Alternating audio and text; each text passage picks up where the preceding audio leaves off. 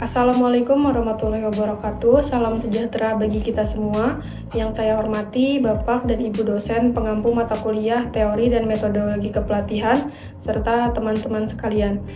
Perkenalkan, nama saya Meliani Putri, NIM 2310122220046, mahasiswa Program Studi Pendidikan Jasmani, kelas A3 angkatan tahun 2023, Fakultas Keguruan dan Ilmu Pendidikan, Universitas Lambung Mangkurat. Pada kesempatan ini, saya akan mempresentasikan periodisasi latihan makro dan mikro cabang olahraga atletik nomor lari 400 meter putri sebagai salah satu tugas pada mata kuliah teori dan metodologi kepelatihan. Melalui presentasi ini, saya akan menjelaskan bagaimana penyusunan program latihan yang dilakukan secara sistematis, mulai dari perencanaan tahunan atau periodisasi makro, hingga penyusunan program latihan mingguan dalam periodisasi mikro dengan tujuan agar atlet dapat mencapai performa puncak pada waktu yang telah ditargetkan. Pada kesempatan ini, saya akan mempresentasikan periodisasi latihan makro cabang olahraga atletik nomor lari 400 meter putri. Periodisasi ini disusun untuk salah satu siklus latihan selama 1 tahun dengan tujuan membantu atlet mencapai performa terbaik pada 2 kejuaraan utama yaitu Popda dan Porprov, dengan target Popda menjadi 3 besar dan Porprov masuk meraih juara 1. Untuk mengetahui perkembangan atlet selama potensi latihan, dilakukan beberapa tes seperti VO2 max, vertical jump, sprint 30 dan 60 meter, teknik start, time trial 300 dan 400 meter, serta tes fleksibilitas. Pada bagian kalender latihan, terlihat bahwa program berlangsung selama 12 bulan atau 52 minggu. Selama periode tersebut, terdapat beberapa kegiatan penting yaitu matrikulasi, tes awal, tryout, kejuaraan utama, dan juga masa transisi. Penyusunan jadwal latihan ini bertujuan agar setiap tahapan latihan memiliki target yang jelas serta memudahkan proses evaluasi perkembangan atlet. Selanjutnya, pada bagian training phase, latihan diawali dengan pengenalan atletik dan evaluasi hasil pertandingan sebelumnya. Nah, tahapan ini bertujuan untuk mengetahui kondisi awal atlet sekaligus menyusun program latihan yang sesuai dengan kebutuhan. Nah, setelah itu latihan memasuki fase persiapan, fase kompetisi, dan diakhiri dengan fase transisi sebelum kembali memasuki siklus latihan berikutnya. Fase persiapan dibagi menjadi 3 tahapan, yaitu persiapan umum, persiapan khusus, dan prakompetisi. Nah, pada persiapan umum, latihan difokuskan untuk membangun dasar kemampuan fisik atlet melalui peningkatan kekuatan umum, daya tahan aerobik, kelentukan, kecepatan dasar, serta penguasaan teknik dasar seperti running form dan koordinasi. Memasuki persiapan khusus, latihan mulai diarahkan pada kebutuhan lari 400 meter, yaitu peningkatan kekuatan spesifik, daya tahan anaerobik, latihan sprint, akselerasi, start block, dan teknik berlari di tikungan. Selanjutnya, pada fase prakompetisi, volume latihan mulai dikurangi, sedangkan intensitas ditingkatkan agar atlet mencapai kondisi terbaik menjelang pertandingan. Pada fase kompetisi, latihan lebih difokuskan pada pemeliharaan kemampuan yang telah dibangun selama fase persiapan. Atlet mengikuti beberapa tryout dan simulasi perlombaan untuk melatih kesiapan bertanding sekaligus menerapkan program peaking, sehingga performa puncak dapat dicapai dengan tepat pada saat mengikuti Popda ataupun Porprov. Nah, setelah kompetisi selesai, atlet memasuki fase transisi yang terdiri dari transisi aktif dan transisi pasif. Nah, transisi aktif ini dilakukan dengan melalui aktivitas fisik ringan untuk menjaga kebugaran, sedangkan transisi pasif memberikan kesempatan bagi atlet untuk beristirahat, memulihkan kondisi fisik ataupun mental sebelum memasuki siklus latihan berikutnya. Nah, selain perkembangan fase latihan, periodisasi ini juga memuat 5 aspek utama, yaitu fisik, teknik, taktik, nutrisi, dan juga psikologi. Pada aspek fisik, latihan dikembangkan secara bertahap mulai dari peningkatan kekuatan umum hingga kekuatan spesifik.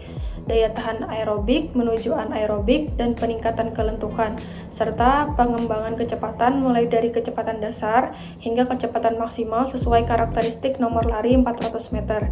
Nah, pada aspek teknik, latihan dimulai pada penguasaan running form dan koordinasi gerak. Kemudian dilanjutkan dengan latihan akselerasi, start block, teknik lari di tikungan, hingga pemeliharaan teknik selama masa kompetisi agar efisiensi gerak tetap terjaga.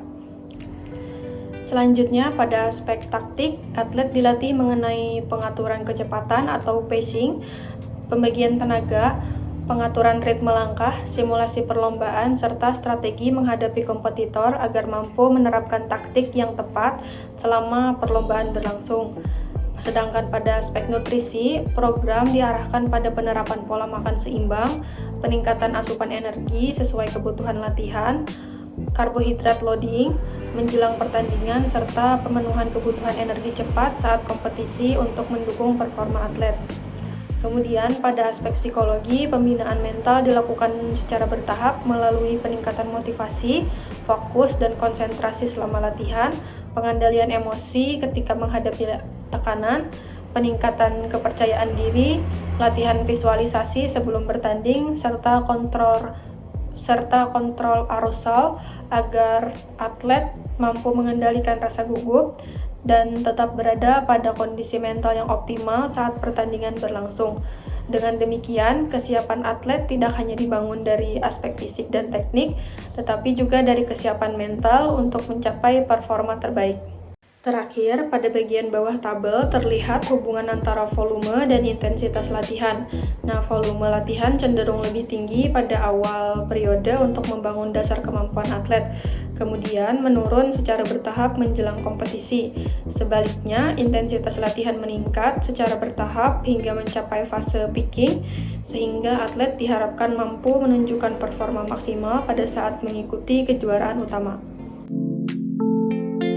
Selanjutnya, saya akan menjelaskan periodisasi latihan mikro yang merupakan penjabaran lebih rinci dari periodisasi makro yang telah saya jelaskan sebelumnya.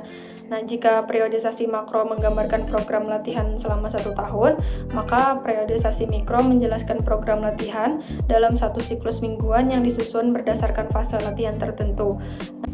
Contoh kedua adalah fase prakompetisi yang dilaksanakan mulai minggu ke-40 hingga minggu ke-44 atau minggu pertama Oktober hingga minggu pertama November. Pada fase ini, tujuan latihan mulai bergeser dari membangun kemampuan menjadi mengoptimalkan performa menjelang pertandingan. Nah, oleh karena itu, fokus latihan berubah menjadi pengembangan peak power, daya tahan spesifik, kecepatan maksimal, dan kelentukan spesifik, serta teknik start block, penguatan mental melalui visualisasi dan juga motivasi. Pada fase ini, latihan fisik tetap dilakukan, tetapi lebih spesifik terhadap kebutuhan perlombaan. Atlet melakukan latihan teknik menggunakan koordinasi gawang, latihan sprint 150 hingga 400 meter dengan intensitas sekitar 90-95%, latihan power seperti box jump, single deadlift, dan serta latihan interval 300 hingga 600 meter dengan waktu istirahat yang cukup agar kualitas setiap repetisi tetap terjaga. Program ini bertujuan agar atlet mencapai kondisi peaking sebelum memasuki pertandingan utama. Nah, sementara dari sisi mental, atlet mulai dibiasakan melakukan visualisasi perlombaan, membangun motivasi, serta meningkatkan kesiapan menghadapi situasi kompetisi yang sebenarnya.